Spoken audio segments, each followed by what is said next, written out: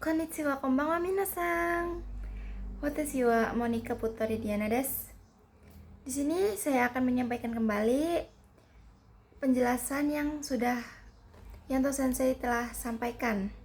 Yoroshiku onegaishimasu. Nah, kita akan membahas yaitu yokatara.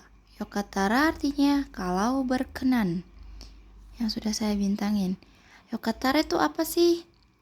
Yokatara itu adalah istilah izin untuk mengajak. Jadi, kita kalau misalkan mengajak seseorang harus meminta izin dulu. Nah, pakainya yokatara. Yokatara. Contoh matene. Nah, di sini juga ada. Yokatara itu adalah salah satu kotoba. Bukan salah satu, yaitu kotoba. Bukan cuman yokatara aja, tetapi ada yokereba, yoroshikereba, yoroshikatara, yang berarti yaitu kalau berkenan, kalau diizinkan, kalau boleh.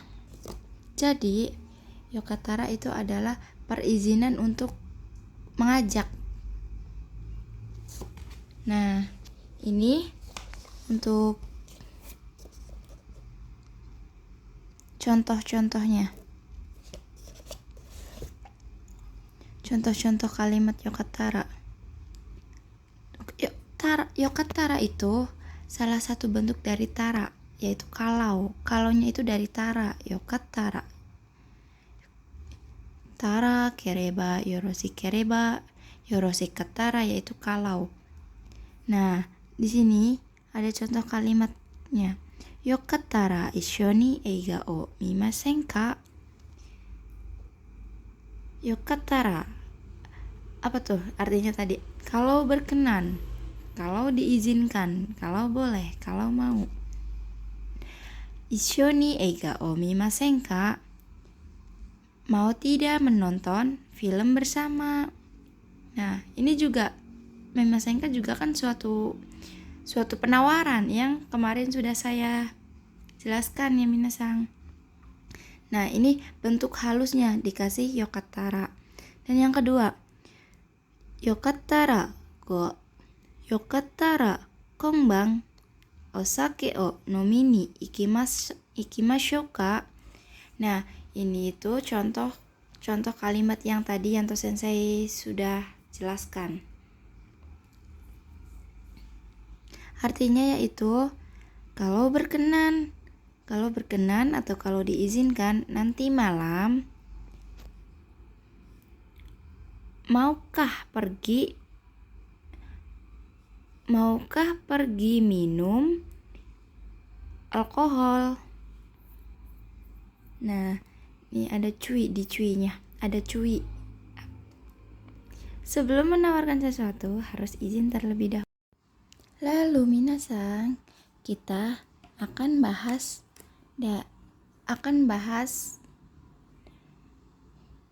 simbol terjemahan awal.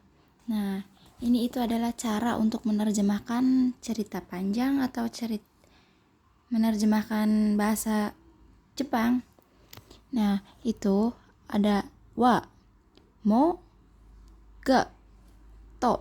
To-nya itu pengulangan, kayak contohnya itu to omoimasu, to imasu, itu kan artinya berkata. Nah, itu kita bisa artiin lebih dahulu.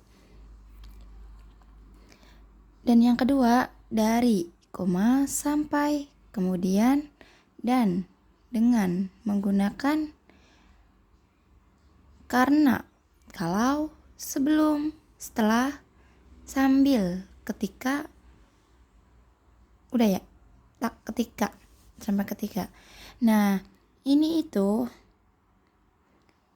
adalah simbol terjemahan awal. Kalau misalkan ada deskara, nah kita terjemahin terlebih dahulu. Sampai, made, terus kemudian soste, dan lain-lain di sini. Terus yang ketiga, takaran atau pelengkap. Nah, ini totemo, takusang, terus sukunai. Ini itu kita bisa terjemahkan di awal ya minasang, kayak sangat cantik, sangat baik. Totemo kirei, totemo yasashi. Nah, dan yang keempat, koma dan titik. Jadi, kita kalau misalkan membaca suatu kalimat itu sesuai apa tanda titik, tanda bacanya. Kalau misalkan koma itu berarti kita harus terjemahkan dahulu. Nah, terus lanjut ke per satu titik.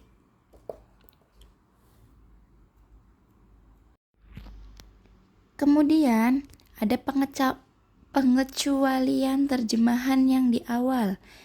Nah, kita pengecualiannya itu yang terjemahannya dari belakang. Padahal pakai partikel ga. Tapi kita harus menerjemahkannya dari belakang. Nah, di sini adalah contoh-contohnya kayak kata kerja pasif. Arimas itu untuk benda mati. Ada untuk benda mati, dan imas itu untuk benda hidup. Contohnya manusia dan hewan. Yang kedua dekimas. Dekimas itu artinya apa? Dekimas itu artinya kebisaan, dapat atau bisa. Nah, dan kanokei. Kanokei itu juga kan bentuk kebisaan, potensial. Dan ga wakarimas, irimas, dan hitsuyo. Hitsuyo kata benda. Terus kakarimas. Irimas sama kakarimas itu sama aja. Tetapi perbedaannya, maksudnya sama aja artinya, yaitu memerlukan. Tetapi cara penggunaannya itu berbeda. Kalau misalkan irimas itu untuk kata benda kayak fisik ya minasang. Nah, dan untuk kakarimas juga ada fisiknya, uang, tapi sejumlah. Sebentar, satu-satu. Untuk irimas yaitu memerlukan, kayak contohnya memerlukan paspor. Pasupoto o. Salah minasang. Sumimasen. Pasupoto o. Pasupoto ga kakarimasu. Pasupoto ga kakarimasu. Kita pakai partikelnya ga ya minasang, jangan o. Jangan sampai lupa kita. Kalau kata kerja pasif, kita harus menggunakan partikel ga, jangan o. Nah, ini kan. Nah, di sini kan kita contohnya irimas. Irimas itu artinya memerlukan, tapi untuk sebuah benda. Misalkan memerlukan paspor. Pasupoto ga irimas. Nah, untuk kakarimas itu untuk waktu, masa, dan jumlah. Contohnya kayak untuk waktu, memerlukan waktu 1 jam. Ichiji ga kakarimasu. Nah, untuk jumlah itu yaitu uang. Uang kita pakainya kakarimasu, bukan irimas. Soalnya uang itu kan dalam nominal, bukan uang bendanya, tapi nominalnya. Nah, jadi kita menggunakan kakarimasu. Okane ga kakarimasu. Nah, kayak gitu ya minasang. Terus ini pengecualian kata sifat yang ada di bunpo. Suki, kirai, jozu, heta. Hoshi itu untuk kata benda, dan nanitai kata kerja. Nai bentuk negatifnya. Toi, gai. Nah, dan yang artinya lebih baik atau sebaiknya. Contohnya adalah Sebentar minasang. Ini untuk contoh kata kerja pasif. Salah minasang, maaf. Ini contoh bentuk pengecualian yang terjemahan. Contohnya yaitu denki ga sukimasu sama denki ga wakarimasu. Denki ga sukimasu adalah listriknya menyala. Kalau yang kedua, denki ga wakarimasu, mengerti listrik. Sampai sini tahu perbedaannya? Oh iya, untuk ga awalan kita wajib atau harus diartiin ditambahkan nya. Kayak contohnya denki ga, listriknya menyala. Listriknya menyala. Untuk yang kedua, denki ga wakarimasu, dari belakang, karena ini pengecualian. Terjemahan pengecualian. Tahu listrik sama listriknya menyala. Nah, selanjutnya kabang ga takai, tasnya mahal. Tasnya mahal.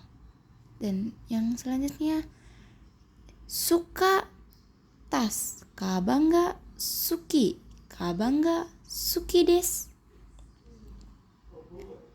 Atau kabang ga takai desu. Saya lupa untuk menambahkan penutup sumimasen. Nah, jadi sampai sini mengerti minasang? Untuk contoh kalimat untuk penerjemahan yang awal yaitu yang ini. Contohnya, watashi no sumi wa hobi saya, watashi wa saya. Itu kan selalu di awal penerjemahan. Hobi saya adalah masak. Hobi saya memasak. Nah, ada lagi contohnya minasang. Sebentar ya. Ini adalah contoh bentuk to di terjemahan awal, yaitu yang saya sudah garis merahin. Ando-san wa kono chicken ramen o sekai juu ni hirometai to omoimashita. Nah, ini ada wa, ini ada to, tapi kita tetap menerjemahkan dari sini. Ando-san wa, saudara Ando, berpikir atau berpendapat ingin memperluas di seluruh dunia ramen atau mie chicken atau mie ayam ini. Nah, seperti itu ya minasang. Oke, sampai di sini pembahasan kita hari ini. Sampai ketemu di pembahasan selanjutnya. Jamata ne, bye bye.